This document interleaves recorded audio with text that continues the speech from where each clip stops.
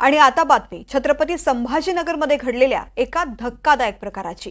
ठाकरे गटाचे कन्नडचे आमदार उदयसिंग राजपूत आज पंतप्रधान मोदींच्या स्वागताला विमानतळावर पोहोचले।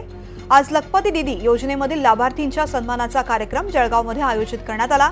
त्यासाठी पंतप्रधान पहिल्यांदा छत्रपती संभाजीनगरच्या विमानतळावर उतरले। त्यावेळी मोदींच्या स्वागतासाठी आमदार राजपूत संभाजीनगर विमानतळावरती पोहोचले। एकीकडे ठाकरे गटाचे विधान परिषदेमधील विरोधी पक्षनेते, एकीकडे अंबादास दानवेंचं विमानतळाबाहेर आंदोलन, दुसरीकडे राजपूत मोदींच्या स्वागताला पोहोचले। त्यामुळे आता राजपूत ठाकरेंची साथ सोडणार का, अशी चर्चा छत्रपती संभाजीनगरच्या राजकीय वर्तुळात रंगली आहे।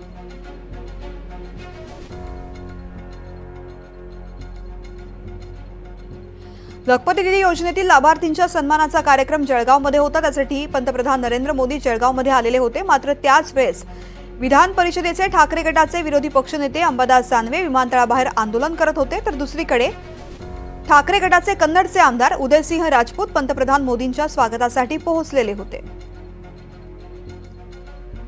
मोहसिन शेख माझे सहकारी आपल्या सोबत आहेत। मोहसिन, तृप्ती, आपण जर बघितलं तर आज पंतप्रधान नरेंद्र मोदी जळगावला कार्यक्रमासाठी आले होते।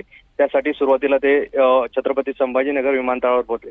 मात्र याच पार्श्वभूमीवर ठाकरे गटाचे नेते अंबादास दानवे यांच्या नेतृत्वाखाली मोदींना विरोध करण्यासाठी जे आहे तर एक आंदोलन करण्यात आलं होतं। महिला अत्याचाराच्या विरोधात हे आंदोलन होतं आणि काळे कपडे घालून या ठिकाणी विमानतळाबाहेर आंदोलन करण्यात आलं।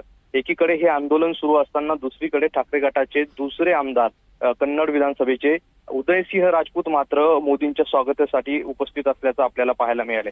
त्यामुळे आता एकंदरीत या सगळ्या दोन्ही, एकीकडे आंदोलनात ठाकरे गटाचे एक आमदार आणि दुसरीकडे दुसऱ्या बाजूला मोदींच्या स्वागतासाठी ठाकरे गटाचे आमदार, या सगळ्या घटनेनंतर आता राजकीय वर्तुळात चर्चेला उधाण आलेलं आहे।